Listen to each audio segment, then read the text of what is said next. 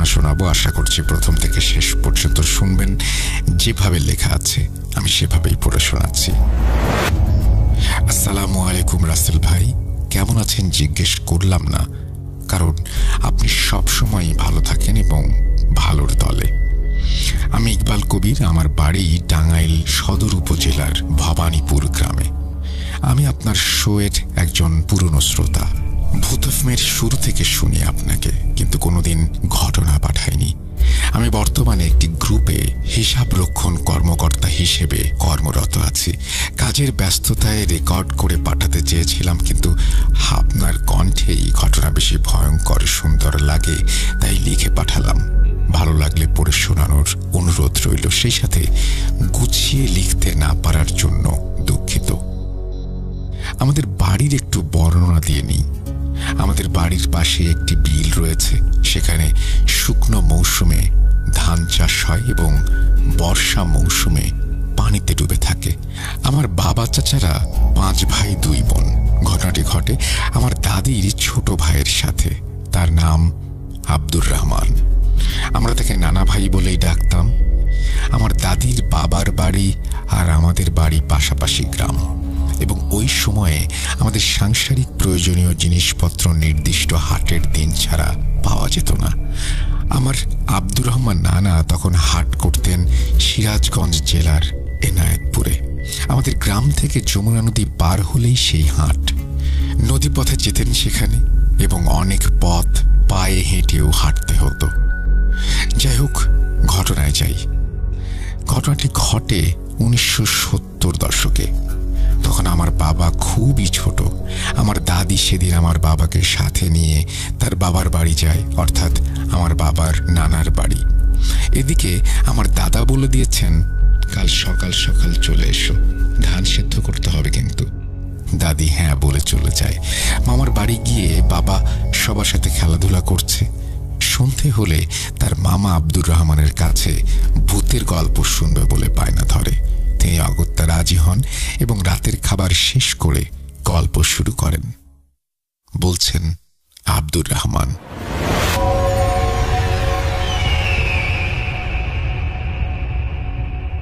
শোনো তাহলে, এটা কোনো গল্প না, আমার সাথে ঘটে যাওয়া সত্য একটি ঘটনা। তোর নানা আমাকে সেদিন হাটে পাঠিয়েছিল একটা মাছ ধরা জাল কিনতে। এনায়েতপুরের হাটে জালগুলো খুব ভালো বলে। তো আমি সকালবেলায় বের হই। বাড়ি থেকে তো স্থলচর পর্যন্ত হেঁটেই যেতে হলো, সেখান থেকে নৌকায়। হাটে গিয়ে জালও কিনলাম। জাল কিনে হাট থেকে বের হয়ে নদীর কাছে আসতে আসতে আসরের আজান দিয়ে দিল। নৌকায় উঠলাম, নৌকা ছাড়লো।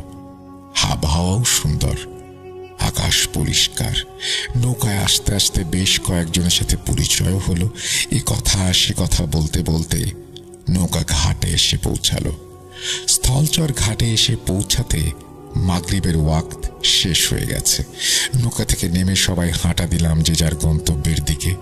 সকলের বাড়ি এক এলাকায় হওয়ায় মাইল 2-3 আসার পর প্রায় সকলেই চলে গেল যার যার বাড়িতে। সবশেষে একজন ব্যক্তি ছিল আমার সাথে। তার বাড়ির কাছে আসলে সে বলল, ভাই, রাতটা আমার বাড়ি থেকে যান, সকালে যেন। বলে রাখা ভালো, সেখানে একটা কথা আছে। সেখান থেকে সেই নানার বাড়ি আসতে আমাদের ধলেশ্বরী নদী পড়বে। যদিও তখন নদীতে পানি ছিল না, মাঝে মাঝে একটু পানি হতো, এবং নদীতে বোরো ধান লাগানো হয়েছিল। না না ভাই, আমি চলে যেতে পারবো, কোনো সমস্যা হবে না।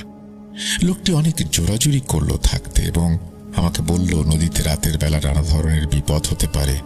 আমি তার কথায় পাত্তা না দিয়ে তাকে বিদায় দিয়ে চলে আসি, এবং সেই সিদ্ধান্তটাই ছিল আমার সবচেয়ে বড় ভুল।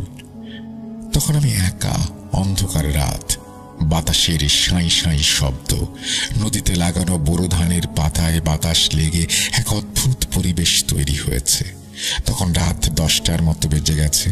আমি হাঁটছি খুব দ্রুত। কিছুক্ষণ হাঁটার পর দেখলাম একটা সাদা ঘোড়া বোরো ধান খাচ্ছে। আমি মনে মনে বললাম, এত কষ্ট করে মানুষ ধান লাগিয়েছে, আর কোন ব্যাককেলেই ঘোড়া ছেড়ে রেখেছে এখানে, আরেকজনের ক্ষতি করছে। তখন আমার মনের ভয়, ডর যাই হোক, কিছুক্ষণ পর দেখি আরো 2টি ঘোড়া একইভাবে ধান খাচ্ছে। আমার খুব রাগ হলো ঘোড়াগুলোর ওপর, কিন্তু কি করব, আমি একা। রাতের বেলায় যদি ধানওয়ালার উপকার করতে যাই, আমার অনেক রাত হয়ে যাবে। আমি আবার হাঁটা দিলাম। সামনে এসে দেখি আরো কতগুলো ঘোড়া একইভাবে ধান খাচ্ছে, এবং ঘোড়াগুলোর দূরত্ব আগের ঘোড়াগুলোর দূরত্বের চেয়ে অনেক কম আমার থেকে। ঘোড়াগুলো একটু কাছাকাছি হওয়ায় আমি লক্ষ্য করলাম ঘোড়াগুলো ধান খাচ্ছে, কিন্তু তাতে ধানের কোনো ক্ষতি হচ্ছে না। অর্থাৎ দেখা যাচ্ছে ধান খাচ্ছে ঠিকই, কিন্তু নষ্ট হচ্ছে না। তখন আমার মনে সন্দেহ হলো যে এটা স্বাভাবিক কিছু না, আমার সাথে হয়তো খারাপ কিছু ঘটতে চলেছে। আমি সাথে সাথে বিড়ি ধরালাম এবং জোরে জোরে হাঁটা দিলাম।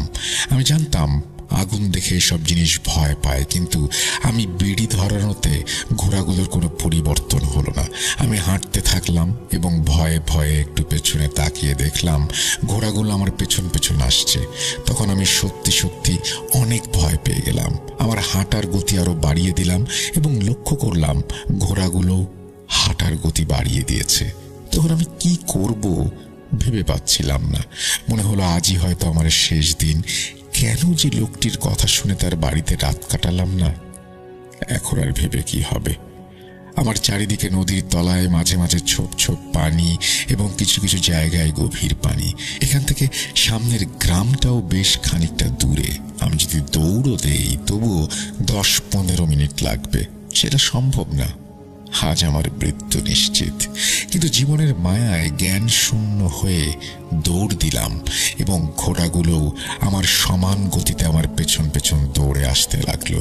আমি প্রাণপণে ছুটছি আর ঘোড়াগুলো আমার প্রাণ নেয়ার জন্য ছুটছে। আমার মনে যা আসছিল তাই পড়তে লাগলাম আর দৌড়াতে লাগলাম, কিন্তু আমি খেয়াল করলাম ঘোড়ার গতি আর আমার গতি সমান। বাস্তবে এটা সম্ভব নয়। মানুষের থেকে ঘোড়া কয়েক গুণ জোরে দৌড়াতে পারে। মৃত্যুকে সামনে দেখতে পাচ্ছিলাম আমি।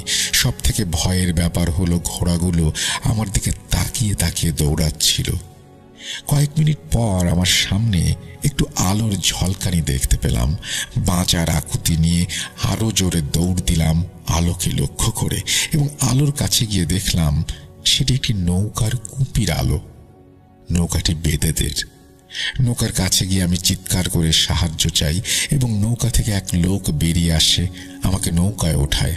আমাকে নৌকায় উঠানোর সাথে সাথে ঘোড়াগুলো নৌকার কাছে এসে দাঁড়ায়। তাদের চোখগুলো ছিল আগুনের মতো জ্বলজ্বলে, মুখে একটা রাগান্বিত ভাব। এবং সব থেকে আশ্চর্য আর ভয়ঙ্কর ঘটনা ঘটে তখন। ঘোড়াগুলোর ভেতর থেকে মানুষের মতো কণ্ঠস্বর ভেসে আসে। তারা বলে পাড়ে নামিয়ে দিতে। লোকটি রাজি হয় না। যাই হোক, এক সময় বাক বিতণ্ডার পরে ঘোড়াগুলো সেখান থেকে চলে যায়।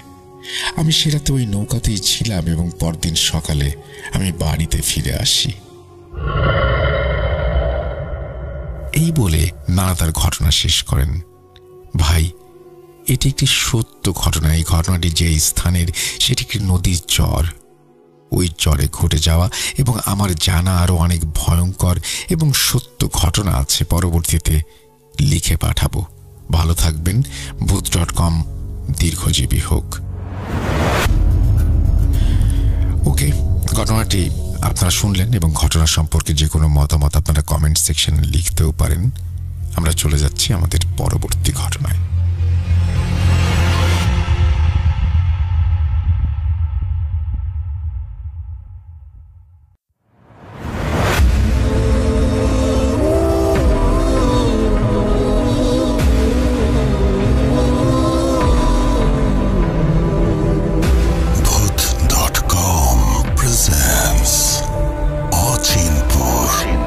Haunted by Airtel.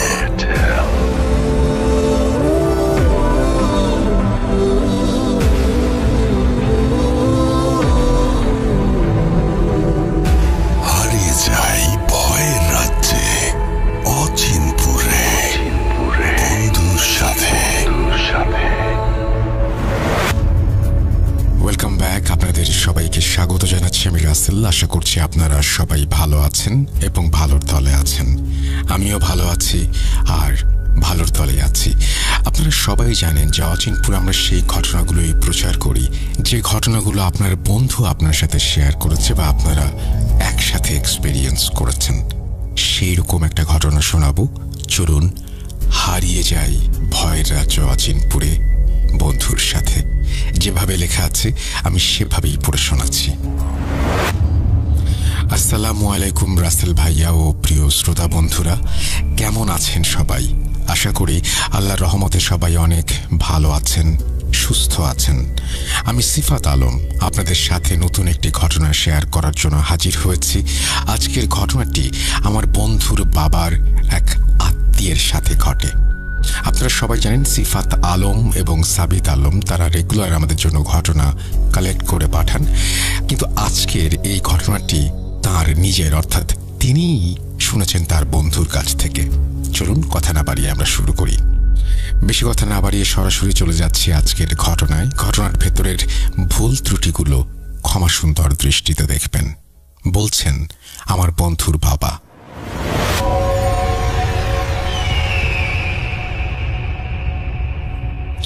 আজ থেকে বেশ কয়েক বছর আগের কথা। ঢাকার এক অখ্যাত এলাকায় আমার এক আত্মীয়া বাস করতেন। সম্পর্কে তিনি আমার চাচি হতেন। তিনি বেশ গরিব ঘরের একজন মহিলা ছিলেন। তার স্বামীও মারা গিয়েছিলেন ঘটনার কয়েক বছর আগেই, আর 3 ছেলে 5 মেয়ে ছিল তার। এত বড় একটা সংসারের ভরণ পোষণ চালানোটা সত্যি খুব কঠিন একটা কাজ ছিল তার জন্য। চাচি বেশি লেখাপড়া জানতেন না। তিনি শুধু এতটুকুই পড়েছিলেন যার মাধ্যমে শুধুমাত্র খবরের কাগজ আর বিভিন্ন বইপত্র পড়তে ও বুঝতে পারতেন। কিন্তু তার পড়ার ভীষণ শখ ছিল। কোনো বই, পত্রিকা বা ম্যাগাজিন হাতে পেলেই তিনি তৎক্ষণাৎ তা পড়ায় মগ্ন হয়ে যেতেন। বাচ্চাদের পেট চালানোর জন্য তিনি দিনে সেলাইয়ের কাজ করতেন, সন্ধ্যায় বাচ্চাদের কোরআন পড়াতেন, আর রাতভর পুরনো সব বই ও পত্রিকা পড়তেন।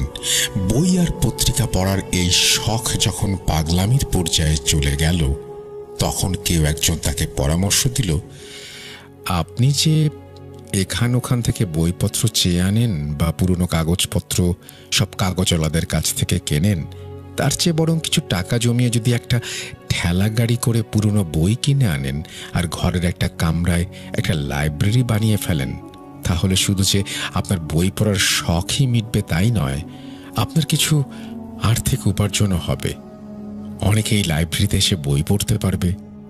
কথাটা চাচির মাথায় ভালোভাবেই ঢুকল। অনেকে তো সহানুভূতির বশেই নিজেদের বাড়ি থেকে পুরনো বইপত্র, ম্যাগাজিন তাকে দিয়ে দিলেন। আশেপাশের সচ্ছল লোকেরা পুরনো কাগজপত্রের সাথে বই বিক্রি না করে চাচিকে দিতে শুরু করলেন। চাচি নিজেও পুরনো ঠেলাগাড়ি থেকে ডজন ডজন বই কিনে আনলেন এবং খুব তাড়াতাড়ি তিনি বেশ ভালো একটা লাইব্রেরি তৈরি করে ফেললেন। তার লাইব্রেরি থেকে অনেক ছেলে মেয়ে ভাড়ায় বই নিয়ে যেত। এভাবে খুব দ্রুতই চাচির একটা স্থায়ী আয়ের ব্যবস্থা হয়ে গেল। এখন শুধু চাচির নিজের পড়ার জন্যই যে বই জুটত তাই নয়, সংসারের চুলও ঠিকঠাক জ্বলতে শুরু করলো। ধীরে ধীরে চাচি তার অন্য সব কাজ ছেড়ে দিলেন আর দিন রাত শুধু বই পড়তে লাগলেন। তার এই শখ এতদূর বাড়ল যে তার বাচ্চারা অতিষ্ঠ হয়ে উঠল। বেচারি মেয়েরাও ঘর সামলাতো, আবার বাইরে খাটুনিও করত, আর চাচিকে প্রায়ই দেখা যেত সারা দিন লাইব্রেরিতে বসে বুঁদ হয়ে আছেন। পড়ার পাশাপাশি বইয়ের পুরনো বাজার খুঁজে খুঁজে অতি পুরনো বই নিয়ে আসাও তার একটা সাংঘাতিক নেশা হয়ে দাঁড়িয়েছিল। এভাবেই এক সময় তিনি লাইব্রেরি চালানো বন্ধ করে দিলেন আর একটা ছোট্ট ঘরে নিজেকে আটকে রেখে দিলেন দিনরাত পুরনো বইয়ের স্তূপের মধ্যে।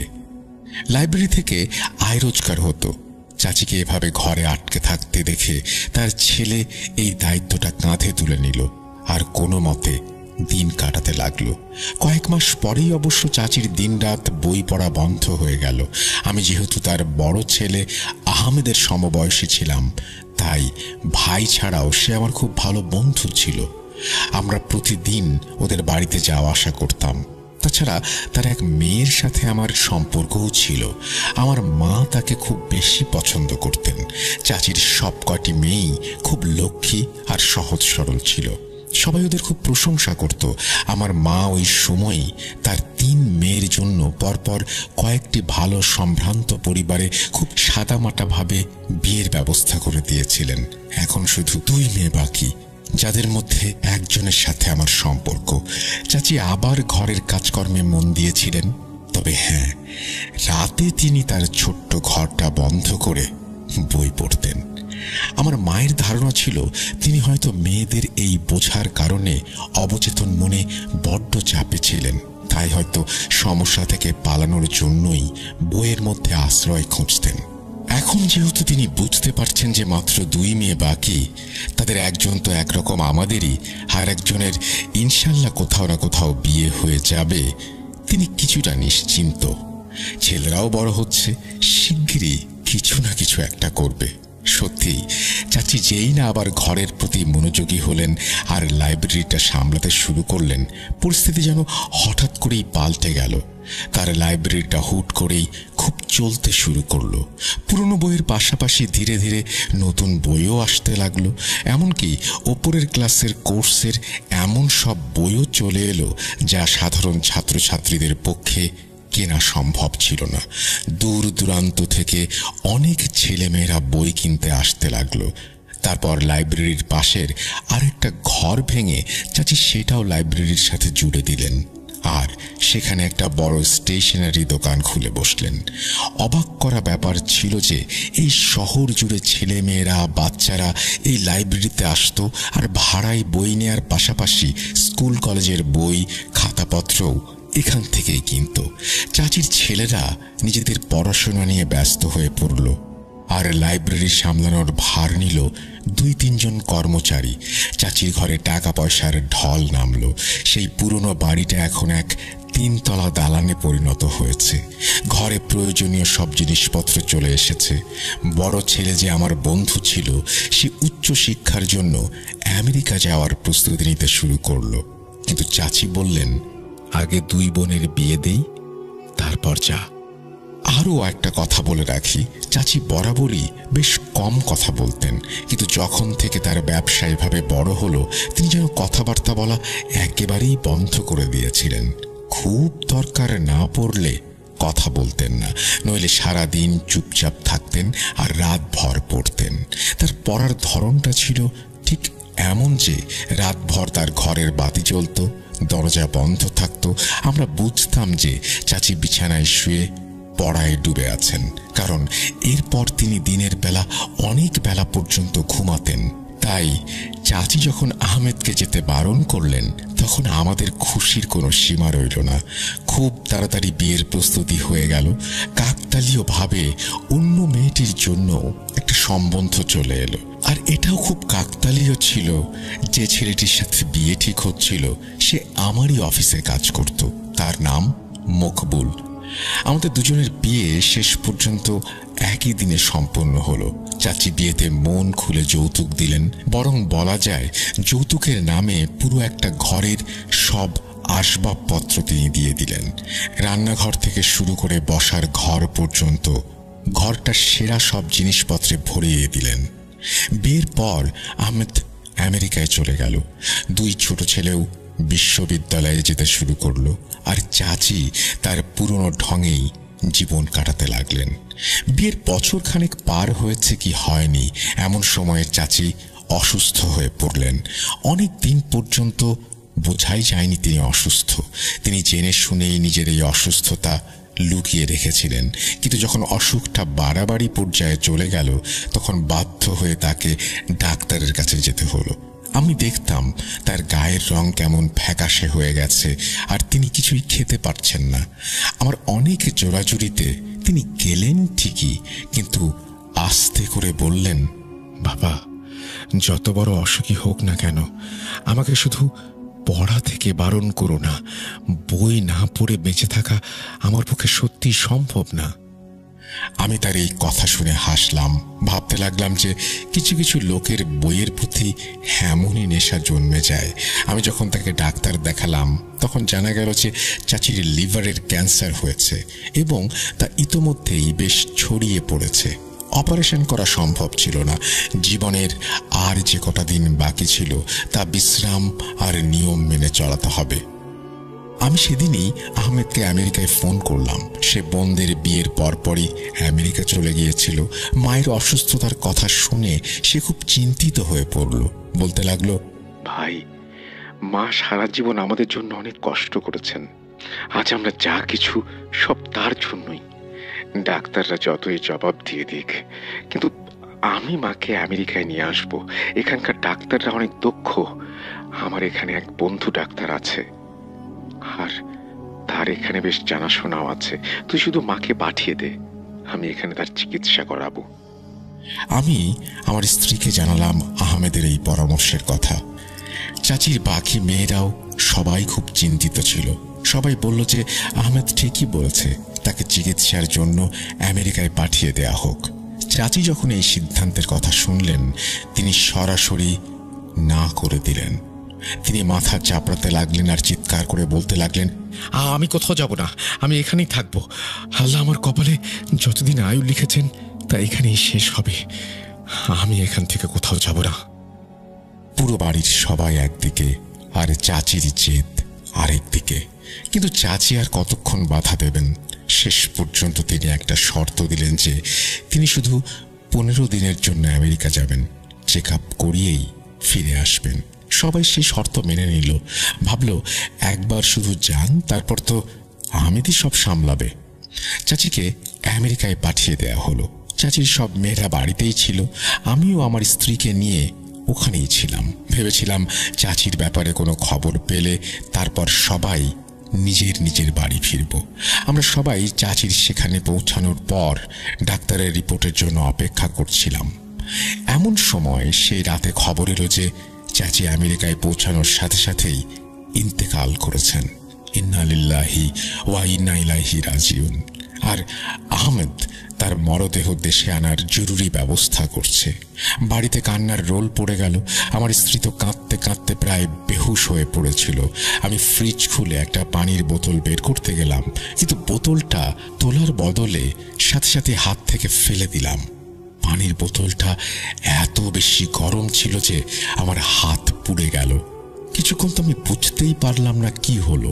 পরে মনে হলো হয়তো কেউ ফুটন্ত গরম পানি বোতলে ভরে রেখেছে।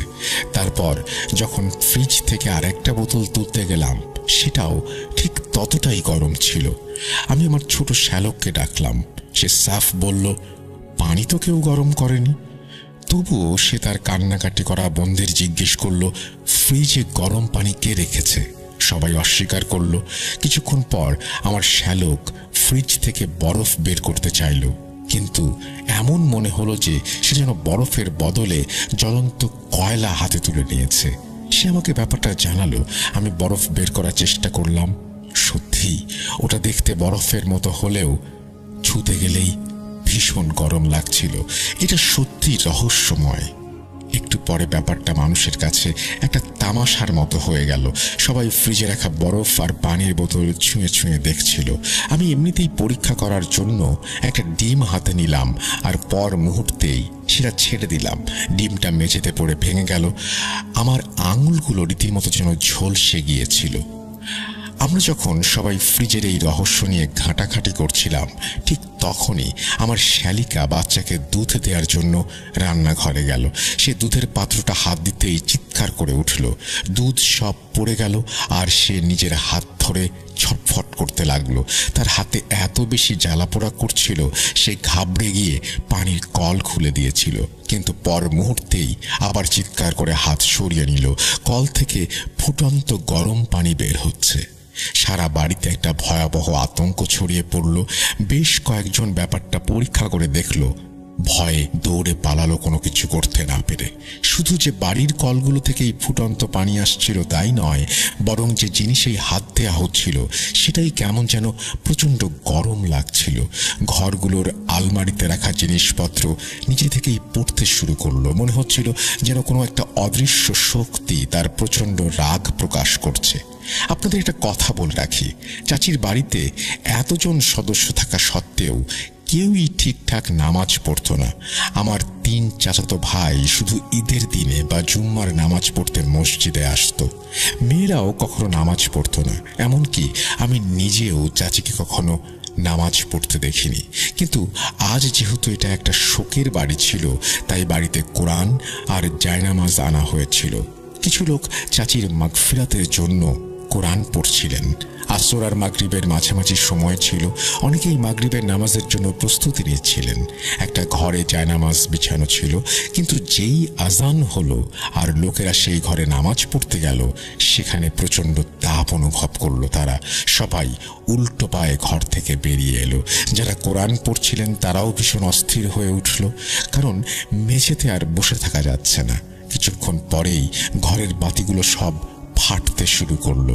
বাড়িটা অন্ধকারে ডুবে গেল, আর ছায়ার মতো কি সব অশরীরই সারা ঘরে ঘুরে বেড়াতে শুরু করলো। এটা কোনো বানানো গল্প নয়, বরং এক বাস্তব ঘটনা, যা সেখানে উপস্থিত প্রত্যেকটা মানুষ দেখেছে, অনুভব করেছে। আর তারা সবাই আজও সেই দিনের ঘটনার সাক্ষী হয়েই বলবেন সেদিন কি হয়েছিল। লোকেরা এই ভয়াবহ পরিস্থিতি দেখে হুড়োহুড়ি করে দৌড় দিল। দেখতে দেখতে বাড়িটা খালি হয়ে গেল। আমাদের সম্পর্কের এক মুরব্বী, যিনি খুবই ইবাদত বন্দেগী করতেন, প্রায় ঝাড়ফুঁক করতেন, তিনিও চাচির মৃত্যুর খবর শুনে ঠিক সেই সময় এসে পৌঁছালেন যখন লোকেরা আতঙ্কিত হয়ে বাড়ি থেকে পালাচ্ছিল। তিনি এই অবস্থা দেখে এসবের কারণ জিজ্ঞেস করলেন। আমি তাকে সব ঘটনা বিস্তারিত বললাম। তিনি বাড়ির ভেতরে ঢুকলেন, এদিক ওদিক তাকালেন আর মাথা নেড়ে চুপ করে রইলেন। বাড়িতে তখন সন্ধ্যার আবছা আলোটুকু বাকি ছিল। রাতের অন্ধকার গাঢ় হচ্ছিল। ওই মুরব্বী আমার কাছে 3-4টা মোমবাতি আনার জন্য প্রস্তাব দিলেন আর আমাকে বাড়ির বাইরে দাঁড়িয়ে থাকতে বললেন। তিনিও দরজা ধরে বাইরে এসেছিলেন। আমি দৌড়ে গিয়ে মোমবাতি আর ম্যাচ কিনে আনলাম। মুরব্বী এতক্ষণ ধরে কিছু একটা পড়ছিলেন। আমি যখন পৌঁছালাম তখন দেখলাম তিনি এরই মধ্যে পুরো বাড়ি খালি করিয়ে ফেলেছেন। পাড়া প্রতিবেশী এত আগেই পালিয়েছে, এখন বাড়ির লোকেরাও সব বাইরে দাঁড়িয়ে আছে। মুরব্বী, যাকে আমরা সবাই বড় নানা বলে ডাকতাম, তিনি সোজা ঘরের ভেতরে গেলেন আর ঘরগুলোতে মোমবাতিগুলো রাখলেন। অবাক কাণ্ড হলো, বাড়ির সব বাতি তো আগেই ফেটে গিয়েছিল, কিন্তু যখন মোমবাতিগুলো জ্বালানোর চেষ্টা করা হচ্ছিল সেগুলো নিভে যাচ্ছিল। কিন্তু অবাক করা ব্যাপার হলো, বড় নানার আনা মোমবাতিগুলো ঠিকই জ্বলছিল, তবে সেগুলো এমন দপদপ করে জ্বলছিল যেন খুব জোরে বাতাস বইছে, অথচ তখন ছিল প্রচণ্ড ভ্যাপসা গরম। চাচির মৃত্যুর শোক ততক্ষণে সবাই ভুলে গেছে। সবাই এই নতুন আপদটার কথাই ভাবছিল। এখন তো আমার নিজেরও ওই বাড়িতে ভয় লাগছে। ওপরের 2টো তালাই খালি ছিল। বড় নানা কিছুক্ষণ ওই বাড়ির ভেতরে থাকলেন। তিনি একটানা কিছু একটা পড়ছিলেন। আমি আর আমার চাচির 2 বড় ছেলে তার সাথে ছিলাম। কিছুক্ষণ পর বড় নানা বাইরে আসার জন্য ইশারা করলেন। আমরা 3 জন তার পেছন পেছন বেরিয়ে এলাম। বড় নানা বাড়ির দরজায় ফুঁ দিলেন আর তারপর আমাদের ডেকে বললেন, বাবা, আপাতত বাড়িটা বন্ধ করে দাও, কাল দিনে এখানে আসবো, কিন্তু আসার আগে আমাকে কিছু লোকের সাথে দেখা করতে হবে। আমি তো বাবা খুবই সাধারণ মানুষ। মুরব্বীদের কাছ থেকে যেটুকু এলম পেয়েছি তা থেকে আমি বুঝতে পারছি যে এই বাড়িটা অপবিত্র হয়ে গেছে। এটাকে পবিত্র করতে খাটুনি করতে হবে, সাবধান থাকতে হবে। বড় নানাকে তার বাড়ি পৌঁছে দিয়ে আমি 2 ভাইকে নিয়ে নিজের বাড়িতে চলে এলাম। বাড়ির সবাই চাচির মৃত্যুর শোক ভুলে এই বাড়ির রহস্যময় পরিস্থিতির কথা বলছিল। এই ঘটনাগুলো বাচ্চা বুড়ো সবাই জেনে গেল। চাচির মৃত্যুর খবর শুনে যত লোক আসেনি, তার চেয়ে অনেক বেশি লোক এখন এই অদ্ভুত আর রহস্যময় ঘটনা শোনার পর আমাদের বাড়িতে এসে ভিড় জমালেন।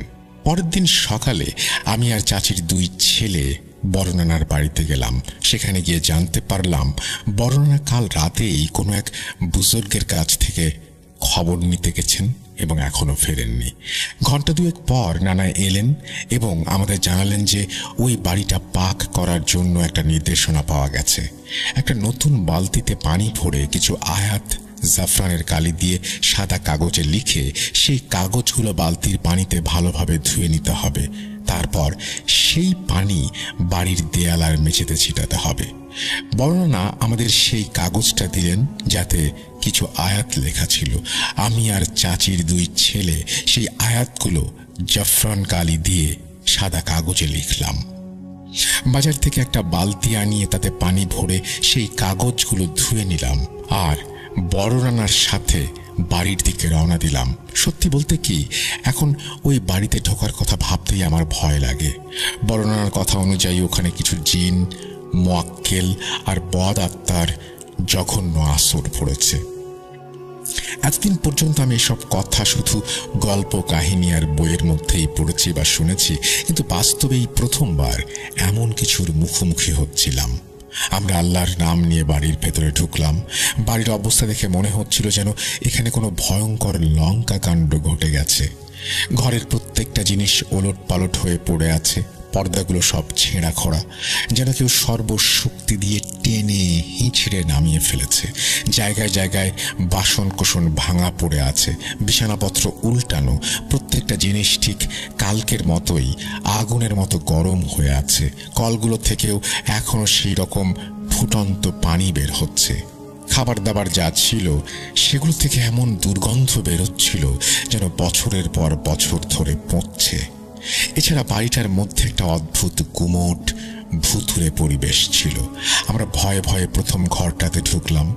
নানা নিজের হাতে এক মগ পানি ভরে দুটো দেয়ালের মাঝের কোণায় ঢেলে দিলেন। পানি পড়ার সাথে সাথেই মনে হলো যেন আমরা দাউ দাউ করে জ্বলতে থাকা আগুনে পানি ঢেলে দিলাম। আগুন নেভার মতোই একটা ছ্যাঁত করে আওয়াজ হলো আর সাথে সাথেই ঘরটা ধোঁয়ায় ভরে গেল। নানা আগেই আমাদের তিনজনের গলায় তাবিজ পরিয়ে দিয়েছিলেন। সেই তাবিজগুলোর জোরেই আমরা কিছুটা সাহস পাচ্ছিলাম, নইলে আমরা তিনজন তো ওখানে এক মুহূর্ত দাঁড়াতে পারতাম না। এই তাবিজগুলো ছাড়াও নানা যদি আমাদের সাথে না থাকতেন তবে আমরা ওই বাড়িতে কোনো অবস্থাতেই ঢুকতে পারতাম না। কিন্তু নানার কারণেই আমরা ভরসা পাচ্ছিলাম। নানা আমাদের আবার পানি ঢালতে ইশারা করলেন। আমরা আল্লাহর নাম নিলাম এবং এক মগ পানি ভরে সেই একই জায়গায় ঢাললাম। এবারও শুধু যে আওয়াজের সাথে ধোঁয়া বের হলো তাই নয়, বরং মনে হলো যেন দুটো দেয়ালের মাঝখানে একটা ফাটল ধরল আর তার ভেতর থেকে কিছু একটা বেরিয়ে দৌড়ে অন্য কোণায় চলে গিয়ে গায়েব হয়ে গেল। সাথে সাথেই ওই ঘরের জানালাগুলোর সব কাঁচ ভেঙে চুরমার হয়ে গেল। নানার সাথে সাথে ঘরের অন্য কোণায় পানি ঢাললেন আর অমনি যেন একটা ভূমিকম্প শুরু হয়ে গেল। পুরো বাড়ি থেকে কাঁচ ভাঙার আর বাসনপত্র গড়িয়ে পড়ার ঝনঝন শব্দ আসতে লাগলো। প্রত্যেকটা ঘরে মনে হলো যেন কেউ জোরে জোরে দৌড়ে বেড়াচ্ছে। তার পায়ের স্পষ্ট শব্দ শোনা যাচ্ছিল। যদিও তখন ভর দুপুর, চারিদিকে আলো ছিল, আমরা চারজন লোক ছিলাম, তবুও কি যে প্রচণ্ড ভয় আর আতঙ্ক লাগছিল তা বলে বোঝানো যাবে না। কিন্তু তাজ্জব ব্যাপার হলো তখন যখন আমরা তৃতীয় মগ পানি ভরতে গেলাম। গিয়ে দেখি বালতিটাই গায়েব। নানা এদিক ওদিক তাকালেন, খুঁজতে লাগলাম আমরা, কিন্তু বালতিটা কোথাও দেখা গেল না। নানা দৌড়ে বাইরে এলেন। আমরা তিনজন তার পেছনে পেছনে ছুটলাম। এক ঘর থেকে আর এক ঘর, সেখান থেকে তৃতীয় ঘর, সব জায়গায় ঘুরলাম, বালতি নেই। নানা উঠোনে এসে কিছু একটা পড়তে শুরু করলেন। হঠাৎ আমাদের চোখ পড়লো একটা ফুলের টবের ওপর। বালতির হাতলের একটা অংশ দেখা যাচ্ছে। বালতিটা উঠোনের মাটির নিচে যেন অর্ধেকটা পোঁতা। আমরা ভাবলাম বালতিটা হয়তো এখানে কাদা মাটিতে ভরা থাকবে, কিন্তু নানা যেই বালতির হাতল ধরে টান দিলেন, বালতিটা একদম পরিষ্কার পানিসহ মাটির ভেতর থেকে অনায়াসে বেরিয়ে এলো। নানা আবার সেই পানি ঘরের দেয়ালগুলোতে ছেটাতে শুরু করলেন। একসময় সব পানি শেষ হয়ে গেল আর দৃশ্যত কোনো লাভ হলো না। সেদিন আমরা আবার বাড়িটা বন্ধ করে চলে গেলাম। নানা সেই বুজুর্গের কাছ থেকে আবার নির্দেশনা নিয়ে এলেন। এবার নির্দেশনা এলো যে অন্তত 20 বালতি পানি এই 2 দিনের মধ্যে ঢালতে হবে। 2 দিন ধরে আমি, চাচির 2 ছেলে আর নানা মিলে জাফরান কালি দিয়ে শুধু আয়াত লিখলাম আর সেগুলো পানিতে গুলিয়ে ফেললাম। এই কাজটা করার জন্য আমাদের পাশের বাড়ির লোকদের কাছ থেকে অনুমতি নিয়েছিলাম। প্রতিবেশীরাও ভয়ে নিজেদের আত্মীয় স্বজনের বাড়িতে গিয়ে উঠেছিলেন। সেই বুজুর্গের নির্দেশ ছিল যে যখন সব ঘরের দেয়াল ঠান্ডা হয়ে যাবে ঠিক তখনই চাচির ঘরটা খুলতে হবে, তার আগে নয়। চাচির সেই ঘরটা, যেটাতে তিনি সব সময় পড়ায় মগ্ন থাকতেন, সেটা তালা দেয়া ছিল আর চাচি নিজেই সেটা তালা দিয়ে গিয়েছিলেন। 2 দিন ধরে আমরা সেই অসহনীয় পরিবেশের মধ্যে এক নাগারে কাজ চালিয়ে গেলাম। ধীরে ধীরে দেয়ালগুলো থেকে ধোঁয়া ওঠা বন্ধ হয়ে গেল আর ভাঙচুরের পরিমাণও কমে গেল। 19 নম্বর বালতিটা ঢালার পর নানা চাচির ঘরের তালাটা খোলার ব্যবস্থা করলেন, অর্থাৎ 20 নম্বর বালতিটা ভালো করে তৈরি করিয়ে সেই ঘরে ঢুকলেন। আমি এই প্রথমবার ঘরটা দেখলাম। চাচির পুরো বাড়িটা নতুন করে বানানো হলেও এই ঘরটা ঠিক আগের মতোই ভাঙাচোরা অবস্থায় ছিল। ঘরটার ভেতরে কেমন যেন অন্ধকার আর দম বন্ধ করা একটা পরিবেশ। সামনে থেকে একটা পুরনো আমলের তাক দেখা যাচ্ছিল, তাতে 2-4টে খুব পুরনো আর জীর্ণ শীর্ণ বই রাখা। সেগুলোতে রহস্যময় বিভিন্ন বিদ্যা সম্পর্কে কিছু লেখা ছিল। তাকটার পাশেই ছিল চাচির বিছানা। বিছানা সরিয়ে দেয়ালে পানি ঢালতে যেতেই সেখান থেকে একটা পুরনো খুলি আর কিছু হাড়গোড় বেরিয়ে এলো, যেগুলো নিঃসন্দেহে মানুষের হাড় ছিল। নানা তাড়াতাড়ি করে ঘরের 4 কোণায় আর দেয়ালে পানি ছিটিয়ে দিলেন। পানি ঢালার সাথে সাথেই বাড়িটা আরেকবার যেন ভূমিকম্পের মতো দুলে উঠল। এবার আর ভাঙচুর নয়, সোজা বাড়ির প্রত্যেকটা জিনিসে আগুন ধরে গেল। আমরা কোনো মতে বাইরে বেরিয়ে এলাম আর সেই জ্বলন্ত বাড়িটার দিকে তাকিয়ে রইলাম। অবাক করা ব্যাপার হলো, বাড়ির সব জিনিসপত্র পুড়ে ছাই হয়ে গিয়েছিল, কিন্তু যেগুলো চাচির পুরনো আমলের জিনিস ছিল, লাইব্রেরি বানানোর আগেও সেগুলো সব অক্ষত ছিল। আর চাচি অনেক কষ্ট করে কাজ করে নিজের হাতে যা কিছু বানিয়েছিলেন সেগুলো অক্ষত ছিল, পড়েনি। আগুন যখন পুরোপুরি নিভে গেল তখন নানা আমাদের সবটা বুঝিয়ে বললেন, তোমাদের চাচি পুরনো বইয়ের মধ্যে এমন কোনো বই পেয়েছিলেন যাতে সিফলি ইলম, যাকে বলা হয় কালো জাদু বা শয়তানি বিদ্যা, সেটা পেয়েছিলেন। চাচি শুধু সেই বিদ্যা পড়েই ক্ষান্ত হননি, সেটার উপর আমলও শুরু করেছিলেন। এই ব্যাপারে সে এক শয়তান সাধকের সাথেও যোগাযোগ করেছিলেন, যে কিনা এই বিদ্যায় পারদর্শী ছিল। তারপর তোমাদের চাচি তার শিষ্যত্ব গ্রহণ করেন একটা বড় ধরনের শয়তানি আমল থেকে। এই কারণেই তার স্বাস্থ্য দিন দিন ভেঙে পড়ছিল। কিন্তু সেই আমলটা শেষ হতে আর মাত্র কয়েক মাস বাকি ছিল। আর কয়েক মাস পার হলেই চাচি নিজেও এই বড় সিফলি বিদ্যার বিশেষজ্ঞ হয়ে উঠতেন। সে এই সমস্ত ধন সম্পদ আর বিলাসবহুল জীবন ওই কালো জাদুর মাধ্যমেই অর্জন করেছিলেন। আর ওই কালো জাদুর কারসাজিতেই বাড়িটা মোয়াক্কেল, জিন আর বদ আত্মাদের আস্তানায় পরিণত হয়েছিল। কারণ প্রত্যেকটা সিফলি আমলেরই নিজস্ব মোয়াক্কেল আর জিন থাকে। তার উপর এই বাড়িতে কখনো কেউ নামাজ বা কোরআন পড়েনি, কিন্তু যেই চাচির মৃত্যুর পর তার মাগফিরাতের জন্য কোরআন পড়া শুরু হলো, অমনি এই জিন, মোয়াক্কেল আর বদ আত্মাগুলো সব অস্থির হয়ে উঠল। আর দ্বিতীয় কারণটা হলো, চাচি ওই জিনিসগুলোকে নিজের আমল দিয়ে বশ করে রেখেছিলেন। যখন সেই আমলটা থেমে গেল তখন ওগুলো মুক্ত হয়ে গেল আর চাচির ঘর থেকে বেরিয়ে এসে পুরো বাড়ির দখল নিল। এসব শুনে আমরা সবাই থ হয়ে যাই। ভয়ে ভয়ে দুরু দুরু বুক নিয়ে আমরা বাড়ি চলে আসি। সেই রাতেরই ঘটনা, যেদিন চাচির বাড়িতে আগুন লেগেছিল সেদিন আমার বাড়িতেও আমার স্ত্রীর নিয়ে আসা যৌতুকের জিনিসপত্রগুলোতেও আগুন ধরে যায়। কারণ এই যৌতুকও চাচির ওই সিফলি বিদ্যার টাকায় কেনা। আমি প্রথমে ভেবেছিলাম হয়তো এটা কোনো সামান্য দুর্ঘটনা, কিন্তু পরে জানতে পারি ওই একই রাতে আমার ভাইরা মকবুলের বাড়িতেও আগুন লেগেছিল। কিন্তু আমরা দুজনেই শেষমেশ ঠিক করলাম যে এই বিষয়টা নিয়ে আর আলোচনা করব না, পাছে লোকে আবার আমাদের বাড়িতে আসতেও ভয় পায়। চাচির সেই বাড়িটা আজও পরিত্যক্ত অবস্থায় পড়ে আছে। না সেটা কেউ কেনে, আর না চাচির ছেলেরা সেটা মেরামত করার জন্য সেখানে থাকার পক্ষে। আসলে যারা এসব উল্টাপাল্টা আমল বা তন্ত্রমন্ত্র করে তারা তো নিজেরাই বরবাদ হয় না, তার সাথে পরিবারটাকেও বরবাদ করে যায়। আল্লাহ আমাদের সবাইকে হেফাজত করুন, আমিন। এই বলেই সিফাত আলম তার ঘটনা শেষ করেছেন। আশা করছি এই ঘটনাটি আপনাদের ভালো লেগেছে। যদি ভালো লাগে অবশ্যই আমাদের জানাবেন। আমরা চলে যাব আমাদের পরবর্তী ঘটনায়।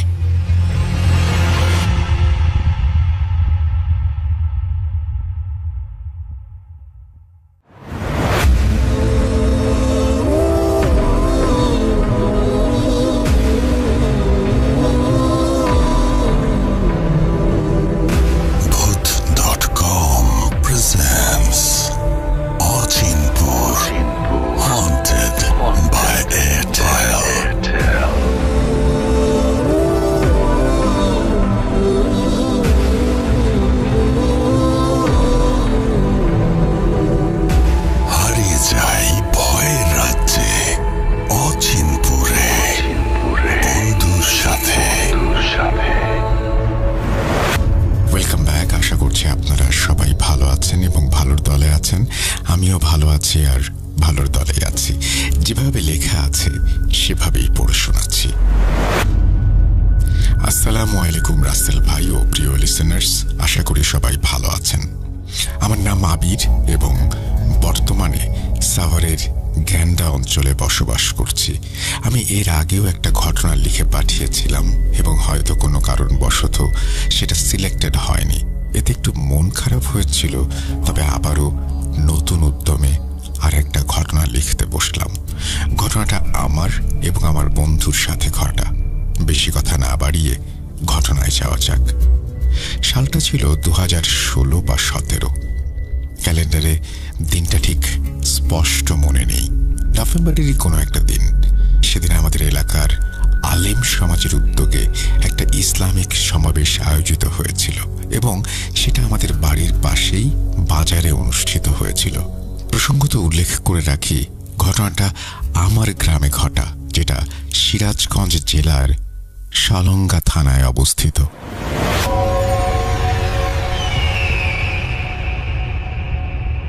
ঘটনার দিন আমি এবং আমার 4 বন্ধু সন্ধ্যার পরেই খাওয়া দাওয়া শেষ করে চলে যাই আমাদের বাজারে। কিছুক্ষণ ঘোরাফেরা করার পর আমরা হাজারো লোকের ভিড়ে বসে পড়ি সমাবেশের ময়দানে। ঘুরতে তখন 10টা বা 10:30 হবে। তখন আমার এক ফ্রেন্ড প্রস্তাব দিল বাইরে বের হওয়ার জন্য। যেহেতু আমরা অনেকক্ষণ যাবৎ বসেছিলাম, তাই ভাবলাম একটু বাইরে ঘুরে আসি। তাই আমরা সবাই সমাবেশের ময়দান ছেড়ে বাজারের ভেতরে চলে আসি। সেই সময় থেকেই আমাদের মধ্যে 2-3 জন ধূমপানে অভ্যস্ত ছিলাম। যেহেতু গ্রামে আমাদের যথেষ্ট ভালো বলে জানতো, তাই আমরা বাজার এলাকায় ধূমপানের মতো ধৃষ্টতা করলাম না। এক বন্ধুকে সিগারেট কিনতে বলে আমরা বাজারের বাইরে চলে আসলাম এবং তাকেও সেখানে আসতে বললাম। কিছুক্ষণ পর আমার বন্ধু সিগারেট নিয়ে হাজির হলো, কিন্তু যেহেতু সেদিন সমাবেশ ছিল এবং সব জায়গাতেই লোকজনের চলাচল, তাই আমরা আশেপাশে কোথাও ধূমপান করতে পারছিলাম না। ফলে আমরা সবাই মিলে চলে গেলাম আমার বড় চাচার পরিত্যক্ত বিল্ডিংয়ে। পরিত্যক্ত এই কারণে বলছি, কারণ বাড়িটার কাজ তখনও শেষ হয়নি এবং প্রায় 4-5 বছর ধরেও কাজ বন্ধ ছিল। উপরন্তু ওই বাড়ি সম্পর্কে আমরা যথেষ্ট পরিমাণ ভৌতিক কাহিনী শুনতে পেতাম। যাই হোক, আমরা বাড়িতে পৌঁছাই, সবাই মিলে ছাদে উঠে গেলাম। সিগারেট শেষ করে সেখানে কিছুক্ষণ বসে থাকার সিদ্ধান্ত নিলাম। আকাশে তখন অর্ধচন্দ্র দেখা যাচ্ছিল এবং নভেম্বর মাস হওয়ায় অনেকটা কুয়াশার ভাব থাকায় স্পষ্ট কিছু দেখা যাচ্ছিল না। কিছুক্ষণ বসে থাকার পর আমি খেয়াল করলাম এই বিল্ডিংয়েরই পাশে একটা বাড়ির একপাশে ভাঙা দেয়াল থেকে একটা মেয়ে বেরিয়ে এসেছে। হঠাৎ চোখে পড়ায় একটু চমকে উঠে বাকিদের বললাম, দেখতো ওইটা কে? ও বলল, কই, কেউ তো নেই। আমি তাদের ভালোভাবে দেখিয়ে দিলাম। ব্যাপারটা ওদের নজরেও আসলো। তারপর একজন জিজ্ঞেস করে উঠল, কে কে ওখানে? প্রশ্ন শুনেই মেয়েটা যে পথ দিয়ে এসেছিল ভাঙা দেয়ালের সেই পথ দিয়েই আবার চলে গেল। আমরা এতে আশ্চর্য হইনি, কারণ আমরা জানতাম ওই বাড়িতে একটা পাগল মেয়ে আছে, হয়তো সেই বেরিয়ে এসেছে। আমরা বিষয়টি আমলে না নিয়ে ওখান থেকে চলে আসার সিদ্ধান্ত নেই। যেমন ভাবা তেমন কাজ। ওখান থেকে আমরা কিছুটা সামনে এগিয়ে এসে সিদ্ধান্ত নেই যে এখন আর সমাবেশে যাব না, তার থেকে বেটার আমরা বাড়িতেই একটা নারিকেল গাছ ছিল, সেখান থেকে কিছু ডাব চুরি করব। আমিও সায় দিলাম, কারণ আমাদেরই গাছ, কে কি বলবে। এই ভেবে যখন আমার এক বন্ধু কাছে উঠতে যাবে, তখন আমরা লক্ষ্য করি দূর থেকে কেউ একজন বিদেশি টর্চ লাইট নিয়ে হেঁটে আসছে। আমরা ভাবলাম লোকটা যেই হোক, সে চলে যাওয়ার পর আমরা আমাদের মিশন চালাবো। এটা ভেবে আমরা রাস্তা ধরে লোকটার উল্টো পথে হাঁটা শুরু করলাম। কিন্তু আমরা খেয়াল করছি আমরা যে পথে যাচ্ছি লোকটাও আমাদের পিছু পিছু একই পথে হাঁটছে। একরকম বিরক্ত হয়ে আমরা সামনে অবস্থিত একটা বাঁশঝাড়, যাকে আমাদের এলাকায় আড়া বলা হয়, সেখানে ঢুকে পড়ি। আড়াটা ছিল 2-2.5 বিঘের। পুরোটা বাঁশ তার এতটাই ঢাকা ছিল যে সেখানে দিনের বেলাতেও অন্ধকার থাকতো এবং লোকজন সেখানে খুব একটা বেশি আসতো না। সেই আড়াতেই একটা আম গাছের সঙ্গে ফাঁসি নিয়ে একজন আত্মহত্যা করেছিল। রাতের বেলা নাকি সেখান থেকে কান্নার আওয়াজ ভেসে আসতো। তো আমরা উপায় না পেয়ে সেই আড়াতে ঢুকে পড়ি। ঢোকা মাত্রই মনে হলো আমরা যেন অন্য জগতে চলে এসেছি। জায়গাটা তুলনামূলক বেশি ঠান্ডা এবং চারপাশে ঘুটঘুটে অন্ধকার। সবচেয়ে অবাক করা বিষয় হলো যে আড়াটার চারপাশ থেকেই বাঁশঝাড়ে ঘেরা। সেখানে অনবরত কাঁপুনি ধরানো একটা ঠান্ডা বাতাস বয়ে চলেছে। জঙ্গলে ঢুকেই আমরা সাময়িক সময়ের জন্য উঁচু একটা মাটির ঢিবির ওপরে বসি। 1 মিনিটের জন্য বসার পর আমি ওদের বললাম, তোরা এখানে দাঁড়া, আমি একটু ওয়াশরুম থেকে আসছি। এই 2-4 কদম দূরেই আমি গিয়েছিলাম।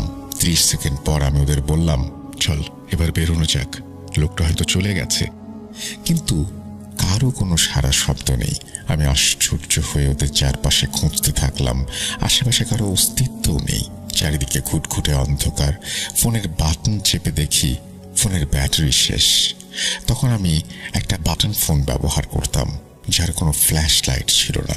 প্রায় 1 মিনিট খোঁজাখুঁজির পর আমি বিরক্ত হয়ে বললাম, থাক, তোরা মজা নিয়ে থাক, আমি চললাম আমার মতো।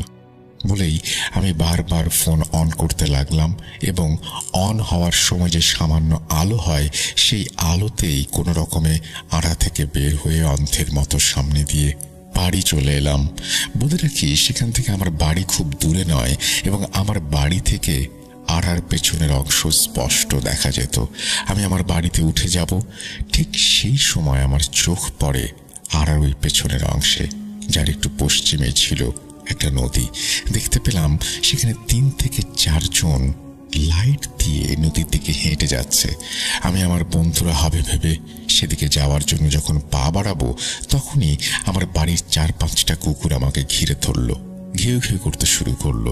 আমি যতই সামনে যাওয়ার চেষ্টা করছিলাম, তারা ততই আমাকে ঘিরে ধরছিল, যেন বলছিল, যাই হয়ে যাক না কেন, আমরা তোমাকে ওদিকে যেতে দেব না। কিছুক্ষণ পর আলোগুলো হঠাৎ উধাও হয়ে যায়। তখন আমি একটু ভয় পাই এবং বাড়ি এসে শুয়ে পড়ি। বলে রাখি, নদীর ওই পাশটায় 40 থেকে 50 মিটারের ব্যবধানে 2টি তাল গাছ আছে। বলা হয়ে থাকে একটা বিশাল দেহী বাউল লোক হাতে একতারা নিয়ে ওই 2 তাল গাছে 2 পা দিয়ে দাঁড়িয়ে থাকে। রাতের বেলা তাল পড়ার শব্দ শুনে কেউ তাল কুড়োতে গেলে হাতে নিয়ে দেখতে পায় তালের বদলে চলে এসেছে মানুষের মাথার খুলি। এরকম অভিজ্ঞতা অনেকেরই হয়েছে বলে আমরা শুনেছি। যাই হোক, আমি শুয়ে শুয়ে ভাবছিলাম, ওরা আমার সাথে এমন করতে পারলো। মজা করার 1000 পদ্ধতি থাকতে পারে, কিন্তু এটা কেমন মজা? এসব ভাবতে ভাবতে একটু পর একটা ডাক শুনতে পেলাম। হ্যাঁ, এটা আমার বন্ধুর গলা। 3 বার ডাক দেওয়ার পর আমি উত্তর দিলাম, হ্যাঁ বল। বাসায় আসছিস? হ্যাঁ, চলে এসেছি। আচ্ছা থাক, কাল দেখা হবে। পরের দিন বিকেলে ওদের সাথে দেখা হওয়া মাত্রই আমাকে বেধড়ক মারধর শুরু করলো ওরা। কিছু বুঝে ওঠার আগে আমি বললাম, মারছিস কেন? মার তো তোদের খাওয়া উচিত। কি করেছিস মনে নেই? ওরা বলল, আমরা করেছি? তুই করেছিস আমাদের সাথে। আমি কিছু বুঝে উঠতে না পেরে জিজ্ঞেস করলাম, আমি কি করেছি? তখন ওদের একজন বলল, শোন তাহলে কি করেছিস। তুই চলে যাওয়ার 20 থেকে 25 সেকেন্ড পরেই আমরা তোকে বললাম আমরা নদীর দিকে যাচ্ছি, তুই তাড়াতাড়ি চলে আয়। খুব বেশি হলে 30 সেকেন্ড পর আমি দেখি তুই পিছনে নেই। আমরা তোকে খোঁজার জন্য পেছনে হাঁটা শুরু করলাম। দেখলাম যে লোকটা আমাদের পিছু নিচ্ছিল সে তখন ওই তাল গাছের নিচে তার লাইট নিয়ে এসে থামল। তার একটু পরেই আলোসহ গায়েব হয়ে গেল। এটা দেখে ভয়ে আমরা পুরো আড়া তন্ন তন্ন করে খুঁজলাম, কিন্তু তোকে পেলাম না। শেষমেশ ব্যর্থ হয়ে যখন আড়া থেকে বের হতে যাব তখন আমাদের সামনে বিকট আওয়াজ করে একটা বাঁশ ভেঙে পড়ল। মুরব্বীরা বলেছিল এভাবে কোনো বাঁশ বা গাছের ডাল সামনে পড়লে তার নিচে বা ওপরে কোনো দিক দিয়ে যাওয়া যাবে না, হয় উল্টো পথে যেতে হবে, না হলে পাশ কেটে যেতে হবে। আমরা উল্টো পথে যাওয়ার সাহস পাইনি, কারণ সেদিকেই রয়েছে সেই জোড়া তাল গাছ। দোয়া কালাম যা পারি পড়তে থাকলাম, কিন্তু সামনে যাওয়ার সাহস পাচ্ছি না। কিছুক্ষণ পর হঠাৎ বাঁশ সোজা হয়ে গেল। দেখি পাশ দিয়ে দুজন মানুষ যাচ্ছে। আমরা সাহস পেয়ে দৌড়ে সেখান থেকে বের হয়ে আসি আর তোর বাড়িতে গিয়ে তোকে ডাক দেই। আমি অবাক হয়ে বললাম, তোরা 30 সেকেন্ড পরেই ফিরে এলি, আর আমি 1 মিনিট ধরে তোদের খুঁজলাম। আমার অঙ্ক মতে আমরা একই জায়গায় ছিলাম আর আমাদের দেখা হওয়ার কথাও ছিল, কিন্তু বাস্তবে আমাদের আর দেখা হয়নি। হিসাবটা আমি আজও মিলাতে পারিনি। যাই হোক, সেদিন সিদ্ধান্ত হলো যে আমরা আর বেশি রাত পর্যন্ত বাইরে থাকবো না। ঠিক সেদিন রাতেই আমার গার্লফ্রেন্ড আমাকে মেসেজ দিল এবং বলল তার পারিবারিক সমস্যার কারণে সে অনেক মানসিক অশান্তিতে আছে এবং আমার সাথে দেখা করতে চায়। আমি কোনোভাবেই তাকে বোঝাতে না পেরে তার বাড়ির পাশে যাওয়ার সিদ্ধান্ত নেই। গতদিনের ঘটনা মনে থাকলেও বন্ধুদের ডাকার সাহস হয়নি, কারণ তারা পরিষ্কার মানা করে দিয়েছে রাতে আর বের হবে না। আমার গার্লফ্রেন্ডের বাড়ি যেতে হলে নদী পার হয়ে যেতে হতো। নদীর তখন পানি কম থাকলেও নৌকা দিয়ে পার হতে হতো। নদীর এপার থেকে ওপার পর্যন্ত দড়ি টানানো থাকতো এবং সেই দড়ি ধরেই নৌকা টেনে টেনে পার হতে হতো। আমি রাত 12টার দিকে একা একাই তার বাড়ির পাশে চলে গেলাম। দাঁড়িয়ে কথা বলছিলাম, তাকে সান্ত্বনা দিচ্ছিলাম। যেখানে দাঁড়িয়েছিলাম ওখান থেকে নদীটা পরিষ্কারভাবে দেখা যেত। আমি নদীর দিকে তাকিয়ে তার সঙ্গে কথা বলছিলাম। ঠিক সেই সময় দেখি একটা লোক নদীর পাড় বেয়ে নদীতে নেমে এলো। হালকা চাঁদের আলোয় একটা মানুষের আকৃতি অনেক স্পষ্টভাবেই বোঝা যাচ্ছিল। নদীতে নেমেই লোকটা পানিতে ডুব দিল। আমি তাকিয়ে দেখছি আর কথা বলছি। কিছুক্ষণ পর হঠাৎ করে মনে হলো যে লোকটা ডুব দিয়েছে, সে আর ওঠেনি। এমনি তার কোনো চিহ্নও নেই। আমি ভাবলাম হয়তো লোকটার কিছু একটা হয়ে গেছে, তাই সে আর পানি থেকে উঠতে পারেনি। আমার দেখা উচিত বিষয়টা, কিন্তু আমার গার্লফ্রেন্ডকে তো নিয়ে যাওয়া সম্ভব নয়। তাই তাকে বাড়ি পাঠিয়ে দিয়ে আমি সেদিকে হাঁটা শুরু করলাম। খানিক দূর এগোনোর পরেই মনে হলো লোকটার যদি কিছু হয়ে গিয়ে থাকে তাহলে সে তো লাফালাফি বা ছাপাছাপি করত, কিন্তু এমন কিছু তো দেখলাম না। তাহলে কি পথ ভুলে হাঁটছি? হ্যাঁ, হয়তো ভুল পথেই হাঁটছি। গতদিনের কথাটা হঠাৎ মাথায় নাড়া দিল, আর এগোনোর সাহস পেলাম না। পথ পাল্টে চলতে লাগলাম ঘাটের দিকে। নৌকা নেই, কেউ একজন অপর পাড়ে নিয়ে গেছে। এত রাতে একটাই উপায়, বন্ধুদের কল করা। অনেক চিন্তা ভাবনা করে উপায় না পেয়ে তাদের কল দিয়ে আসতে বললাম। একটু বকাবাজি করে তারা বলল সবাই এক হয়ে আসবে, ততক্ষণ আমাকে একাই থাকতে হবে। ঘাটের ওপরেই কয়েকটা বাড়ি থাকায় খুব একটা ভয় কাজ করছিল না, তবে পাশেই ছিল শ্মশান ঘাট। বারবার ওইদিকে চোখ পড়তেই ঘাটে কেমন শিরশির করে উঠছিল। 15 থেকে 20 মিনিট পর বন্ধুদের উপস্থিতি টের পেলাম। তারা নৌকায় উঠে দড়ি টানা শুরু করলো। আমি স্বস্তির নিঃশ্বাস ফেললাম। এবার এসে আমাকে বলল নৌকায় উঠতে।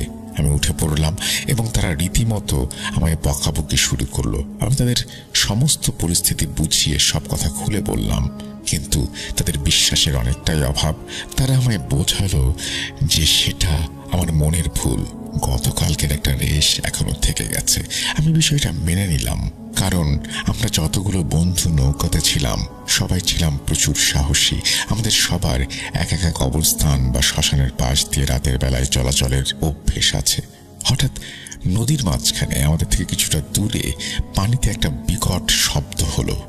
আমরা সবাই তাকালাম, তারপর যা দেখলাম তা আজও চোখে ভাসে। প্রায় 10 ফিটের মতো ব্যাসার্ধ নিয়ে একটা গোলাকার জায়গায় বিশাল ঢেউ সৃষ্টি হয়েছে এবং সেখানে কালো আকৃতির একটা বিশাল বস্তু পানির নিচে নেচে বেড়াচ্ছে। মনে হচ্ছে কেউ একজন নিজের চুল ছেড়ে দিয়ে পানিতে ভেসে বেড়াচ্ছে। আমরা সবাই যে যার মতো দোয়া কালাম পড়তে থাকি এবং 2-3 জন মিলে দড়ি টানা শুরু করি যাতে তাড়াতাড়ি পৌঁছতে পারি। অবশেষে পাড়ে আসলে এক দৌড়ে আমরা সবাই বাড়ি চলে আসি এবং সেদিন রাতেই আমরা সবাই একসাথেই কাটাই। আমরা এই ঘটনা কারোর সাথে শেয়ার করিনি, কারণ বাড়ি থেকে জানতে পারলে আমাদের রাতে বাইরে যাওয়া বন্ধ হয়ে যেত। এখনো আমরা বাড়ি গেলে সবাই রাতের বেলা সেই তাল গাছ তলা বা সেই ঘাটের পাড়ে বসে আড্ডা দেই, কিন্তু কোনো দিন ওই রকম ঘটনা আর ঘটেনি। এটাই ছিল আমার এবং আমার বন্ধুদের সাথে ঘটে যাওয়া ঘটনা। হয়তো গুছিয়ে লিখতে পারিনি, ঘটনাটা কতটা ভয়ের জানি না, তবে আমরা এখনো সেই ঘটনার চর্চা করি। ভালো লাগলে পড়ে শোনাবেন। আপনার কণ্ঠে শুনলে আমরা অন্য জগতে হারিয়ে যাই, তাই অনুরোধ রইল আপনি নিজেই পড়ে শোনাবেন। এই বলেই তিনি তার ঘটনা শেষ করেছেন। যদি ঘটনাটি ভালো লাগে অবশ্যই আমাদের জানাবেন। আমাদের ইমেল অ্যাড্রেস russell.bru